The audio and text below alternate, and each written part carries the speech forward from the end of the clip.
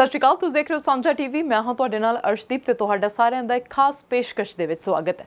ਇਸ ਪੇਸ਼ਕਸ਼ ਦੇ ਵਿੱਚ ਅੱਜ ਕੱਲ੍ਹ ਬਾਤ ਕਰਾਂਗੇ ਪੰਡੋਰਾ ਪੇਪਰ ਲੀਕ ਦੇ ਬਾਰੇ।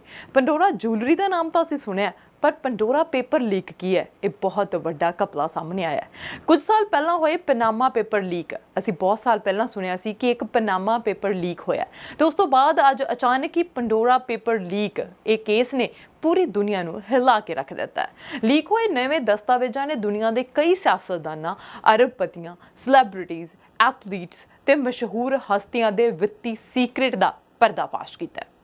दुनिया के सैकड़े आगू, ताकतवर सियासतदान, अरबपति, सैलेब्रिटीज़, धार्मिक आगू ते ड्रग डीलर्स अपने पैसे नूं पिछले चौथाई सदी तो हवेलियां, बीच उत्ते स्थित अपनी प्रॉपर्टी, यार्ट ते होरनां थावां दे रूप विच लुको रहे सन। इसका खुलासा दुनिया भर में स्थित 14 फर्मां तो हासिल हुई लगभग 12 मिलियन फाइलों के मुलांकन तो होया। यह report international consortium of investigation journalist ICIJ वालों जारी की गई है। इस विच 117 देशों के 150 मीडिया आउटलैट्स के 600 पत्रकार शामिल ने। इन्हां फाइल्स नूं पंडोरा पेपर्स का नाम दिता गया अते इह पनामा लीक नालों भी वड्डा खुलासा मन्निया जा रहा है। 2016 के Panama papers Wang he Pandora papers which भी सामने आया कि किस तरह दुनिया के बेहद दौलतमंद ते एलीट लोग ਜਾਂ कई बार हाई प्रोफाइल अपराधी ਵਿੱਤੀ ਢਾਂਚੇ ਦਾ ਫਾਇਦਾ ਉਠਾ ਕੇ ਜਾਂ ਟੈਕਸ ਨਿਯਮਾਂ ਦੀਆਂ ਚੋਰ ਮੋਰੀਆਂ ਦੀ ਮਦਦ ਦੇ ਨਾਲ ਵਿਦੇਸ਼ੀ ਖਾਤਿਆਂ ਦੀ ਵਰਤੋਂ ਕਰਕੇ ਅਰਬਾਂ ਖਰਬਾਂ ਡਾਲਰਾਂ ਦੇ ਘਪਲੇ ਕਰਦੇ ਆ। ਵਿਦੇਸ਼ ਵਿੱਚ ਬੈਂਕ ਖਾਤਾ ਹੋਣਾ ਜਾਂ ਕੋਈ ਕੰਪਨੀ ਹੋਣਾ ਗੈਰ ਕਾਨੂੰਨੀ ਨਹੀਂ ਹੁੰਦਾ, ਬਸ਼ਰਤੇ ਕਿ ਟੈਕਸ ਅਥਾਰਟੀਜ਼ ਨੂੰ ਇਹਨਾਂ ਬਾਰੇ ਸਹੀ ਢੰਗ ਦੇ ਨਾਲ ਜਾਣਕਾਰੀ ਦਿੱਤੀ ਗਈ ਹੋਵੇ।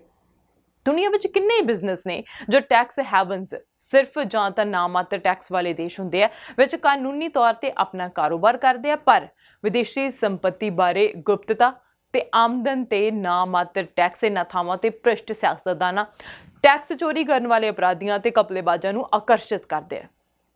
पत्रकारां ने दस्सिआ कि 2.94 टैराबाइट्स वित्ती ते कानूनी अंकड़े ਜਿਹੜੇ इस लीक ਨੂੰ 2016 ਦੇ ਪਨਾਮਾ पेपर केस ਤੋਂ ਵੱਡਾ ਬਣਾਉਂਦੇ ਆ। ਦੱਸਦੇ ਆ ਕਿ ਆਫਸ਼ੋਰ ਮਨੀ ਮਸ਼ੀਨ ਦੁਆਰਾ ਦੁਨੀਆ ਦੇ ਸਭ ਤੋਂ ਵੱਡੇ ਲੋਕਤੰਤਰਾਂ ਸਣੇ ਧਰਤੀ ਦੇ ਹਰ ਕੋਨੇ ਵਿੱਚ ਕੰਮ ਕੀਤਾ ਜਾਂਦਾ ਹੈ ਤੇ ਇਸ ਵਿੱਚ ਦੁਨੀਆ ਦੇ ਕਈ ਪ੍ਰਸਿੱਧ ਬੈਂਕ ਤੇ ਕਾਨੂੰਨੀ ਫਰਮਾਂ ਸ਼ਾਮਲ ਹਨ।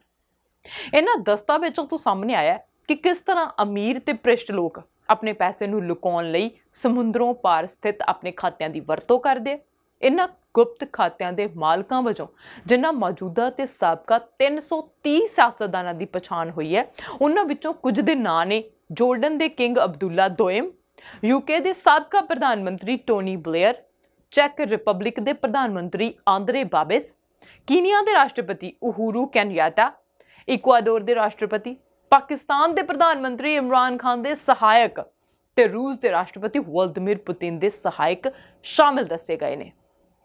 ਹੁਣ तक बहुत सारे मीडिया आउटलैट्स के वलों इन्हां दस्तावेजां दे विचों घट्टो घट 500 कनेडियन नागरिकां दे नावां दी शनाखत की जा चुकी है। इस report which Turki they construction माहिर अरमान लिसाक ते सॉफ्टवेयर निर्माता रेनोल्ड्स दे साबका CEO रॉबर्ट दी ब्रुकमैन भी शामिल हैं। इन्हां खातिਆਂ ਵਿੱਚੋਂ ਬਹੁਤੇ टैक्स चोरी ਕਰਨ ਅਤੇ ਹੋਰਨਾਂ ਕਾਰਨਾਂ ਕਰਕੇ ਆਪਣੇ ਸਰਮਾਏ ਨੂੰ ਲੁਕਾਉਣ ਲਈ ਖੁਲਵਾਏ ਗਏ ਸਨ। यूरोपियन पार्लीमेंट विच ग्रीन पार्टी के नीति घाड़े स्वैन गिगोल्ड ने आख्या कि यह नवा डेटा जिहड़ा लीक होया इस सबना दियां अखां खोलण लई काफ़ी है, सानू इस संबंधी सख्त कार्रवाई करन दी लोड़ है।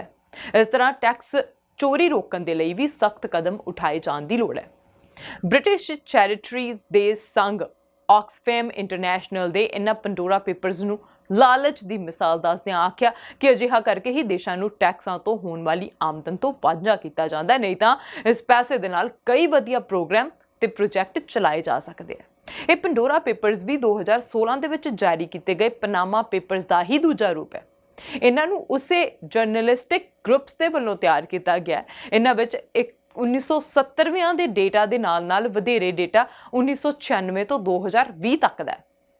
दूजे पासे जोर्डन के किंग अब्दुल्ला की सरकार उत्ते इस साल घपले विच शामिल होने का दोष उसे दे ही सौतेले भरा साबका क्राउन प्रिंस हमजा दे वल्लों लगाया गया। हमजा ने सरकार नूं भ्रिष्टाचारी दस्सिआ, पर इस दे उल्ट खुद नूं बेकसूर दसदिआं किंग ने अपने सौतेले भरा नूं नज़रबंद करवा दिता। ਤੇ 2 ਸਾਬਕਾ ਸਹਾਇਕਾਂ ਦੇ ਖਿਲਾਫ ਕਾਨੂੰਨੀ ਕਾਰਵਾਈ ਸ਼ੁਰੂ ਕਰਵਾ ਦਿੱਤੀ। ਅਬਦੁੱਲਾ ਦੇ ਯੂਕੇ ਅਟਾਰਨੀਜ਼ ਦਾ ਕਹਿਣਾ ਹੈ ਕਿ ਉਹਨਾਂ ਨੇ ਦੇਸ਼ ਦੇ ਕਾਨੂੰਨ ਦੇ ਮੁਤਾਬਿਕ ਉਹਨਾਂ ਨੂੰ ਟੈਕਸ ਅਦਾ ਕਰਨ ਦੀ ਲੋੜ ਨਹੀਂ ਹੈ ਤੇ ਕਿੰਗ ਨੇ ਜਨਤਕ ਫੰਡਾਂ ਦੀ ਕੋਈ ਵੀ ਦੁਰਵਰਤੋਂ ਨਹੀਂ ਕੀਤੀ ਹੈ। ਇਹ ਵੀ ਆਖਿਆ ਗਿਆ ਕਿ ਸਿਕਿਉਰਿਟੀ ਤੇ ਪ੍ਰਾਈਵੇਸੀ ਕਾਰਨਾਂ ਕਰਕੇ ਹੀ ਕਿੰਗ ਨੂੰ ਵਿਦੇਸ਼ਾਂ ਵਿੱਚ ਕੰਪਨੀਆਂ ਕਾਇਮ ਕਰਨੀਆਂ ਪਈਆਂ। ਇਸੇ ਤਰ੍ਹਾਂ 1997 ਤੋਂ 2007 ਤੱਕ ਯੂਕੇ ਦੇ ਪ੍ਰਧਾਨ ਮੰਤਰੀ ਰਹੇ ਬਲੇਅਰ ਨੇ 2017 ਦੇ ਵਿੱਚ $8.8 ਮਿਲੀਅਨ ਦੀ ਵਿਕਟੋਰੀਅਨ ਬਿਲਡਿੰਗ ਖਰੀਦੀ। ਇਸ ਲਈ ਉਹਨਾਂ ਨੂੰ ਬ੍ਰਿਟਿਸ਼ ਵਰਜਨ ਆਈਲੈਂਡ ਦੀ ਕੰਪਨੀ ਖਰੀਦਣੀ ਪਈ ਜਿਸ ਦੀ ਉਹ ਸੰਪਤੀ ਸੀ ਤੇ ਹੁਣ ਇਸ ਬਿਲਡਿੰਗ ਵਿੱਚ ਉਹਨਾਂ ਦੀ ਪਤਨੀ ਚੈਰੀ ਬਲੇਅਰ ਦੀ ਲਾਅ ਫਰਮ ਕੰਮ ਕਰ ਰਹੀ ਹੈ। ਇਹ ਕੰਪਨੀ ਬਹਿਰੀਨ ਦੇ ਇੰਡਸਟਰੀ ਤੇ ਟੂਰਿਜ਼ਮ ਮੰਤਰੀ ਜਾਇਦ ਬਿਨ ਰਾਸ਼ਿਦ ਅਲ ਜਾਇਨੀ ਤੋਂ ਖਰੀਦੀ ਗਈ ਸੀ। ਜਾਂਚ ਵਿੱਚ ਪਾਇਆ ਗਿਆ ਕਿ ਇਸ ਵਿੱਚ ਬਲੇਅਰਜ਼ ਨੂੰ ਪ੍ਰਾਪਰਟੀ ਟੈਕਸ ਦੇ ਰੂਪ ਵਿੱਚ $4 ਲੱਖ ਤੋਂ ਵੱਧ ਦੀ ਬਚਤ ਹੋਈ। ਪਾਕਿਸਤਾਨ ਦੇ ਪ੍ਰਧਾਨ ਮੰਤਰੀ ਇਮਰਾਨ ਖਾਨ ਨੂੰ ਕਿਸੇ ਗੜਬੜ ਦੇ ਵਿੱਚ ਸ਼ਾਮਿਲ ਨਹੀਂ ਪਾਇਆ ਗਿਆ, ਪਰ ਉਹਨਾਂ ਦੇ ਅੰਦਰੂਨੀ ਦਾਇਰੇ ਨਾਲ ਜੁੜੇ ਲੋਕਾਂ ਜਿਵੇਂ ਕਿ ਵਿੱਤ ਮੰਤਰੀ ਸ਼ੌਕਤ ਫਾਇਜ਼ ਅਹਿਮਦ ਤਾਰਿਨ ਨੂੰ ਗੁਪਤ ਰੂਪ ਵਿੱਚ ਕਈ ਕੰਪਨੀਆਂ ਦੇ ਟਰਸਟ ਦਾ ਮਾਲਕ ਦੱਸਿਆ ਜਾ ਰਿਹਾ ਹੈ। ਇਮਰਾਨ ਨੇ ਇਸ ਉੱਤੇ ਬਣਦੀ ਕਾਰਵਾਈ ਕਰਨ ਦੀ ਗੱਲ ਆਖੀ ਹੈ। ਹੁਣ ਜਿਵੇਂ ਮੈਂ ਤੁਹਾਨੂੰ ਦੱਸਿਆ ਕਿ 500 ਦੇ ਕਰੀਬ ਕੈਨੇਡੀਅਨਸ ਦੀ ਪਛਾਣ ਹੋ ਚੁੱਕੀ ਹੈ। ਲੀਕ ਹੋਏ ਦਸਤਾਵੇਜ਼ਾਂ ਵਿੱਚ ਕਈ ਕੈਨੇਡੀਅਨਸ ਦਾ ਨਾਮ ਸ਼ਾਮਿਲ ਹੈ ਜਿਨ੍ਹਾਂ ਦੇ ਵਿਦੇਸ਼ਾਂ ਵਿੱਚ ਗੁਪਤ ਖਾਤੇ ਜਾਂ ਸੰਪਤੀਆਂ ਸਨ। ਇਹਨਾਂ ਵਿੱਚ ਜਿਹੜੇ ਨਾਂ ਸ਼ਾਮਿਲ ਨੇ ਉਹਨਾਂ ਦੇ ਵਿੱਚੋਂ ਪਹਿਲੇ ਨੰਬਰ ਤੇ ਜੇ ਜੈਕ ਵਿਲਨੂਵ ਦੀ ਗੱਲ ਕਰੀਏ ਤਾਂ ਜੈਕ ਵਿਲਨੂਵ ਵਾਹਿਦ ਕੈਨੇਡੀਅਨ ਸ਼ਖਸ ਹੈ ਜਿਸ ਨੇ ਫਾਰਮੂਲਾ 1 ਚੈਂਪੀਅਨਸ਼ਿਪ ਜਿੱਤੀ ਹੈ। ਵਿਲਨੂਵ ਨੇ ਆਪਣੇ ਰੇਸਿੰਗ ਕਰੀਅਰ ਦੇ ਦੌਰਾਨ ਸਾਰੀ ਜ਼ਿੰਦਗੀ ਬੜੀ ਐਸ਼ ਪ੍ਰਸਤੀ ਦੇ ਨਾਲ ਮੈਨੇਕੋ ਤੇ ਸਵਿਟਜ਼ਰਲੈਂਡ ਵਿੱਚ ਗੁਜ਼ਾਰੀ ਹੈ। ਉਹ 1990 ਵਿੱਚ ਤੇ 2007 ਤੋਂ 2013 ਦੇ ਦਰਮਿਆਨ ਕਿਊਬੈਕ ਵਿੱਚ ਰਿਹਾ। ਪੰਡੋਰਾ ਪੇਪਰ ਦੇ ਮੁਤਾਬਿਕ ਉਸਨੇ 1992 ਵਿੱਚ ਆਪਣੇ ਕਰੀਅਰ ਦੀ ਸ਼ੁਰੂਆਤ ਵਿੱਚ ਹੀ ਸਿਰਫ ਟੈਕਸ ਵਾਲੇ ਦੇਸ਼ਾਂ ਵਿੱਚ ਕਈ ਕੰਪਨੀਆਂ ਸਥਾਪਿਤ ਕੀਤੀਆਂ ਸਨ। ਰੇਜ਼ਿੰਗ ਅਤੇ ਐਂਡੋਰਸਮੈਂਟ ਨਾਲ ਹੋਣ ਵਾਲੀ ਆਮਦਨ ਪ੍ਰਾਪਤ ਕਰਨ ਲਈ ਵਿਦੇਸ਼ਾਂ ਵਿੱਚ ਇਹ ਗੁਪਤ ਕੰਪਨੀਆਂ ਸਥਾਪਿਤ ਕੀਤੀਆਂ ਗਈਆਂ ਸੀ। ਦੂਜੇ ਪਾਸੇ ਗੱਲ ਕਰੀਏ ਐਲਵਿਸ ਸਟੋਇਕੋ ਦੀ। ਕਈ ਵਿਸ਼ਵ ਪੱਧਰੀ ਮੁਕਾਬਲਿਆਂ ਵਿੱਚ ਕੈਨੇਡਾ ਦਾ ਝੰਡਾ ਬੁਲੰਦ ਕਰਨ ਵਾਲੇ ਸਟੇਕਰ ਐਲਵਿਸ ਸਟੋਇਕ ਦਾ ਨਾਂ ਵੀ ਪੰਡੋਰਾ ਪੇਪਰਸ ਸ਼ਾਮਿਲ ਹੈ। ਰਿਕਾਰਡ ਮੁਤਾਬਿਕ ਜਦੋਂ ਐਲਵਿਸ ਮੈਕਸੀਕੋ ਵਿੱਚ ਰਹਿੰਦਾ ਸੀ ਤਾਂ ਉਦੋਂ 2007 ਵਿੱਚ ਉਸਨੇ $6.5 ਮਿਲੀਅਨ ਦੀ ਸੰਪਤੀ ਕੈਰੀਬੀਅਨ ਵਿੱਚ ਸਥਿਤ ਇੱਕ ਟਰਸਟ ਵਿੱਚ ਟ੍ਰਾਂਸਫਰ ਕੀਤੀ ਸੀ। ਸਰਕਾਰੀ ਫੰਡਿੰਗ ਪ੍ਰਾਪਤ ਕਰਨ ਵਾਲੀ ਸੰਸਥਾ ਸਕੇਟ ਕੈਨੇਡਾ ਨੇ ਵੀ ਇਸ ਟ੍ਰਾਂਜੈਕਸ਼ਨ ਤੇ ਦਸਤਖਤ ਕੀਤੇ ਸਨ। ਐਲਵਿਸ ਨੇ ਦੱਸਿਆ ਕਿ ਉਸਦੇ ਸਾਰੇ ਵਿੱਤੀ ਮਾਮਲੇ ਉਸਦਾ ਵਕੀਲ ਭੁਗਤਾਉਂਦਾ ਹੈ ਅਤੇ ਵਕੀਲ ਤੇ ਹੀ ਐਲਵਿਸ ਨੇ ਭਰੋਸਾ ਕੀਤਾ ਸੀ। ਐਲਵਿਸ ਨੇ ਕਿਹਾ ਕਿ ਉਸਦੇ ਵਕੀਲ ਨੇ ਕਾਫੀ ਸਾਲ ਪਹਿਲਾਂ ਜਦੋਂ ਇੱਕ ਟਰਸਟ ਸਥਾਪਿਤ ਕਰਨ ਦੀ ਗੱਲ ਆਖੀ ਸੀ ਤਾਂ ਉਸਨੇ ਵਕੀਲ ਦੀ ਸਲਾਹ ਤੇ ਸਵਾਲ ਨਹੀਂ ਉਠਾਇਆ। ਐਲਵਿਸ ਨੇ ਕਿਹਾ ਕਿ ਮੈਂ ਉਸ ਤੇ ਭਰੋਸਾ ਕੀਤਾ ਸੀ ਤੇ ਉਸਦੀ ਸਲਾਹ ਮੇਰੇ ਫਾਇਦੇ ਅਤੇ ਕਾਨੂੰਨ ਦੇ ਦਾਇਰੇ ਦੇ ਅਨੁਕੂਲ ਹੋਵੇਗੀ। ਤੀਜੇ ਸ਼ਖਸ ਦੀ ਗੱਲ ਕਰੀਏ ਫਿਰੋਜ਼ ਪਟੇਲ। ਇੱਕ ਕਿਊਬੈਕ ਨਿਵਾਸੀ ਇਸ ਸਮੇਂ ਯੂਐਸ ਦੇ ਕਨੈਕਟੀਕਟ ਜੇਲ੍ਹ ਵਿੱਚ 3 ਸਾਲ ਦੀ ਕੈਦ ਕੱਟ ਰਿਹਾ ਹੈ। ਬੀਤੇ ਸਾਲ ਇਸਨੇ ਮਨੀ ਲਾਂਡਰਿੰਗ ਦੇ ਇੱਕ ਮਾਮਲੇ ਵਿੱਚ ਆਪਣਾ ਜੁਰਮ ਕਬੂਲਿਆ ਸੀ। ਆਪਣੇ ਭਰਾ ਨਾਲ ਮਿਲ ਕੇ ਬਗੈਰ ਲਾਇਸੈਂਸ ਦੇ 2 ਆਨਲਾਈਨ ਪਲੇਟਫਾਰਮਸ ਫੈਡੇ ਅਤੇ ਇਸ ਜ਼ਰੀਏ ਕਾਲੇ ਧਨ ਨੂੰ ਸਫੇਦ ਕਰਨ ਦੀ ਪ੍ਰਕਿਰਿਆ ਦੇ ਵਿੱਚ ਆਪਣਾ ਗੁਨਾਹ ਕਬੂਲਿਆ ਸੀ। ਪੰਡੋਰਾ ਪੇਪਰ ਦੇ ਮੁਤਾਬਿਕ ਜਦੋਂ ਮਨੀ ਲਾਂਡਰਿੰਗ ਦੀ ਜਾਂਚ ਚੱਲ ਰਹੀ ਸੀ ਉਦੋਂ ਹੀ ਫਿਰੋਜ਼ ਪਟੇਲ ਨੇ UAE ਜਾ ਕੇ ਇੱਕ ਵਿਦੇਸ਼ੀ ਕੰਪਨੀ ਖਰੀਦੀ ਸੀ ਤੇ ਜੇਲ੍ਹ ਵਿੱਚੋਂ ਗੱਲ ਕਰਦਿਆਂ ਪਟੇਲ ਨੇ ਕਿਹਾ ਕਿ ਉਹ ਕੰਪਨੀ ਏਸ਼ੀਆ ਦੇ ਨਾਲ ਕਾਰੋਬਾਰ ਕਰਨ ਲਈ ਖਰੀਦੀ ਗਈ ਸੀ ਅਤੇ ਇਸ ਦਾ ਕੋਈ ਵੀ ਸਬੰਧ ਨਹੀਂ ਹੈ। ਜੇ ਅਲੈਗਜ਼ੈਂਡਰ ਕੈਜੇਸ ਦੀ ਗੱਲ ਕਰੀਏ ਤਾਂ US ਅਥਾਰਟੀਜ਼ ਦਾ ਦਾਅਵਾ ਹੈ ਕਿ ਨਸ਼ੇ, ਬੰਦੂਕਾਂ, ਚੋਰੀ ਦਾ ਸਮਾਨ ਖਰੀਦਣ ਦੇ ਇੱਕ ਆਨਲਾਈਨਰ ਬਾਜ਼ਾਰ ਅਲਫਾ ਬੇ ਤੇ ਸਥਿਤ ਮਾਸਟਰਮਾਈਂਡ ਅਲੈਗਜ਼ੈਂਡਰ ਕੈਜੇਸ ਨੇ $29 ਮਿਲੀਅਨ ਦੀ ਸੰਪਤੀ ਇਕੱਠੀ ਕਰ ਲਈ ਸੀ। ਪੰਡੋਰਾ ਪੇਪਰਸ ਦੇ ਮੁਤਾਬਿਕ ਇਸ ਸੰਪਤੀ ਨੂੰ ਵਿਦੇਸ਼ਾਂ ਦੇ ਵਿੱਚ ਲੁਕਾਉਣ ਲਈ ਅਲੈਗਜ਼ੈਂਡਰ ਨੇ ਕਈ ਜਾਲੀ ਕੰਪਨੀਆਂ ਦੀ ਖਰੀਦੋ ਫਰੋਖਤ ਦਾ ਸਹਾਰਾ ਲਿਆ। 2017 ਦੇ ਵਿੱਚ ਗ੍ਰਿਫਤਾਰੀ ਦੇ 1 ਹਫ਼ਤੇ ਬਾਅਦ ਅਲੈਗਜ਼ੈਂਡਰ ਦੀ ਮੌਤ ਹੋ ਗਈ ਸੀ। ਮੰਨਿਆ ਜਾਂਦਾ ਹੈ ਕਿ ਅਲੈਗਜ਼ੈਂਡਰ ਨੇ ਖੁਦਕੁਸ਼ੀ ਕੀਤੀ ਸੀ।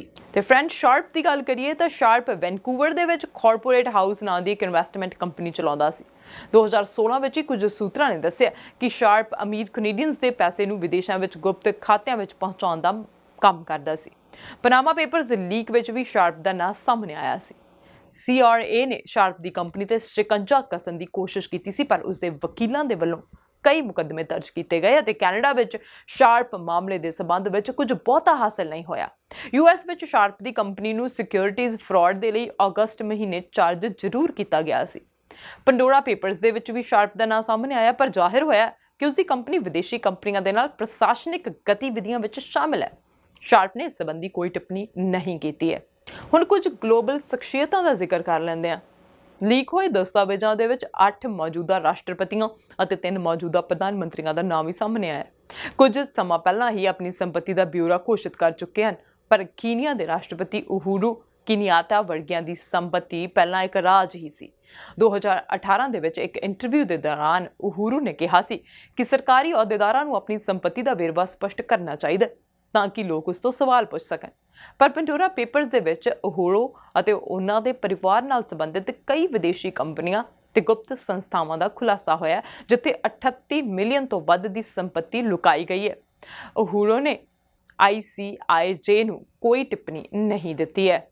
ਤੇ ਚੈਕ ਦੇ ਪ੍ਰਧਾਨ ਮੰਤਰੀ ਆਂਦਰੇਜ ਬਾਬਿਸ ਦੀ ਗੱਲ ਕਰੀਏ ਤਾਂ ਦੁਨੀਆ ਦੇ ਅਰਬਪਤੀਆਂ ਵਿੱਚ ਸ਼ਾਮਿਲ ਆਂਦਰੇਜ ਨੇ ਸੱਤਾ ਵਿੱਚ ਆਉਣ ਲੱਗਿਆਂ ਟੈਕਸ ਚੋਰੀ ਤੇ ਭ੍ਰਿਸ਼ਟਾਚਾਰ ਤੇ ਸ਼ਿਕੰਜਾ ਕਸਣ ਦਾ ਤਹੀਆ ਕੀਤਾ ਸੀ। ਪੈਂਡੋਰਾ ਪੇਪਰਸ ਵਿੱਚ ਸਾਹਮਣੇ ਆਇਆ ਕਿ ਆਂਦਰੇਜ ਨੇ ਸਰਕਾਰੀ ਅਹੁਦਾ ਸੰਭਾਲਣ ਤੋਂ ਪਹਿਲਾਂ ਫਰਾਂਸ ਵਿੱਚ ਕਈ ਸੰਪਤੀਆਂ ਖਰੀਦੀਆਂ ਸਨ। ਇਸ ਤੋਂ ਇਲਾਵਾ ਉਸਨੇ ਆਪਣੀਆਂ ਸੰਪਤੀਆਂ ਤੇ ਵਿਦੇਸ਼ੀ ਕੰਪਨੀਆਂ ਦਾ ਬਿਊਰਾ ਚੈੱਕ ਸਰਕਾਰ ਨੂੰ ਨਹੀਂ ਦਿੱਤਾ ਸੀ। ਆਂਦਰੇਜ ਨੇ ICIJ ਨੂੰ ਕੋਈ ਟਿੱਪਣੀ ਨਹੀਂ ਦਿੱਤੀ। ਤੇ ਪੌਪ ਗਾਇਕ ਸ਼ਕੀਰਾ ਦੀ ਗੱਲ ਕਰੀਏ ਤਾਂ ਕੋਲੰਬੀਆ ਵਿੱਚ ਜੰਮੀ ਸ਼ਕੀਰਾ ਦੇ ਟੈਕਸ ਵਿਵਾਦ ਪਹਿਲਾਂ ਵੀ ਸੁਰਖੀਆਂ 'ਚ ਰਹੇ ਹੈ।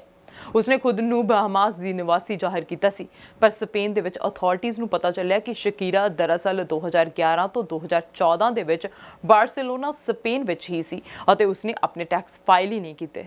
2019 ਵਿੱਚ ਉਸ ਖਿਲਾਫ ਅਪਰਾਧਕ ਮਾਮਲੇ ਦੀ ਜਾਂਚ ਸ਼ੁਰੂ ਹੋਈ ਸੀ, ਪਰ ਪੈਂਡੋਰਾ ਪੇਪਰ ਅਨੁਸਾਰ ਇਸ ਦੌਰਾਨ ਸ਼ਕੀਰਾ ਨੇ ਬ੍ਰਿਟਿਸ਼ ਵਰਜਨ ਆਈਲੈਂਡ ਵਿੱਚ ਇੱਕ ਹੋਰ ਕੰਪਨੀ ਸਥਾਪਿਤ ਕੀਤੀ ਸੀ, ਜਿਸ ਦਾ ਬਿਊਰਾ ਕਿਤੇ ਵੀ ਨਹੀਂ ਦਿੱਤਾ ਗਿਆ। ਸ਼ਕੀਰਾ ਦਾ ਸਪੇਨ ਦਾ ਸ਼ਨਾਖਤੀ ਕਾਰਡ ਵੀ ਲੀਕ ਹੋਏ ਦਸਤਾਵੇਜ਼ਾਂ ਦੇ ਵਿੱਚ ਸ਼ਾਮਿਲ ਹੈ। ਕਿੰਗ ਅਬਦੁੱਲਾ II ਲੀਕ ਹੋਏ ਦਸਤਾਵੇਜ਼ਾਂ ਦੇ ਮੁਤਾਬਿਕ ਜੋਰਡਨ ਦੇ ਰਾਜਾ ਅਬਦੁੱਲਾ II ਨੇ 2003 ਤੋਂ 2017 ਦੇ ਦਰਮਿਆਨ US ਅਤੇ UK ਵਿੱਚ 14 ਲਗਜ਼ਰੀ ਘਰ ਖਰੀਦੇ ਸਨ, ਜਿਨ੍ਹਾਂ ਦੀ ਕੀਮਤ ਕਰੀਬ $134 ਮਿਲੀਅਨ ਸੀ। ICIJ ਨੂੰ ਦੱਸਿਆ ਗਿਆ। ਰਾਜੇ ਦੇ ਨੁਮਾਇੰਦੇ ਅਟਾਰਨੀਜ਼ ਨੇ ਕਿਹਾ ਕਿ ਵਿਦੇਸ਼ਾਂ ਵਿੱਚ ਕੰਪਨੀਆਂ ਰਾਹੀਂ ਘਰ ਖਰੀਦਣਾ ਕੁਝ ਗਲਤ ਨਹੀਂ ਹੈ, ਕਿਉਂਕਿ ਜੋਰਡਨ ਦੇ ਕਾਨੂੰਨ ਮੁਤਾਬਿਕ ਰਾਜੇ ਨੂੰ ਟੈਕਸ ਦੇਣ ਦੀ ਜ਼ਰੂਰਤ ਨਹੀਂ ਹੁੰਦੀ। ਪਰ ਮਸਲਾ ਇਹ ਹੈ ਕਿ ਇਹ ਸੰਪਤੀਆਂ ਉਦੋਂ ਖਰੀਦੀਆਂ ਗਈਆਂ ਨੇ ਜਦੋਂ ਜੋਰਡਨ ਅਰਬ ਸਪਰਿੰਗ ਦੇ ਨਾਲ ਜੂਝ ਰਿਹਾ ਸੀ ਅਤੇ ਰਾਜਸ਼ਾਹੀ ਲਈ ਸੰਕਟ ਪੈਦਾ ਹੋ ਗਿਆ ਸੀ। ਜੋਰਡਨ ਦੇ ਵਿੱਚ ਰਾਜ ਘਰਾਣੇ ਦੇ ਭ੍ਰਿਸ਼ਟ ਹੋਣ ਨੂੰ ਲੈ ਕੇ ਰੋਸ ਮੁਜ਼ਾਹਰੇ ਵੀ ਹੁੰਦੇ ਰਹੇ। ਜੋਰਡਨ ਇੱਕ ਗਰੀਬ ਦੇਸ਼ ਹੈ ਤੇ ਬੀਤੇ ਇੱਕ ਦਹਾਕੇ ਵਿੱਚ ਕੈਨੇਡਾ ਜੋਰਡਨ ਨੂੰ 800 ਮਿਲੀਅਨ ਦੀ ਵਿੱਤੀ ਮਦਦ ਦੇ ਚੁੱਕਿਆ ਹੈ। UK ਦੇ ਸਾਬਕਾ ਪ੍ਰਧਾਨ ਮੰਤਰੀ ਟੋਨੀ ਬਲੇਅਰ ਦੀ ਗੱਲ ਕਰੀਏ ਤਾਂ ਬ੍ਰਿਟੇਨ ਦੇ ਸਾਬਕਾ ਪ੍ਰਧਾਨ ਮੰਤਰੀ ਟੋਨੀ ਬਲੇਅਰ ਅਤੇ ਉਹਨਾਂ ਦੀ ਪਤਨੀ ਚੇਰੀ ਬਲੇਅਰ ਨੇ 2017 ਵਿੱਚ ਲੰਡਨ ਵਿੱਚ ਇੱਕ ਇਮਾਰਤ ਖਰੀਦੀ ਸੀ। ਇਹ ਇਮਾਰਤ ਚੇਰੀ ਦੀ ਲਾਅ ਫਰਮ ਦੇ ਲਈ ਖਰੀਦੀ ਗਈ ਸੀ, ਪਰ ਇਹ ਕੋਈ ਸਧਾਰਨ ਖਰੀਦ ਨਹੀਂ ਸੀ। ਬਲੇਅਰ ਨੇ ਇਸ ਇਮਾਰਤ ਨੂੰ ਖਰੀਦਣ ਦੀ ਬਜਾਏ ਉਸ ਕੰਪਨੀ ਦੇ ਸ਼ੇਅਰ ਖਰੀਦ ਲਏ ਸਨ ਜਿਸ ਕੰਪਨੀ ਦੀ ਇਹ ਇਮਾਰਤੀ ਮਲਕੀਅਤ ਸੀ।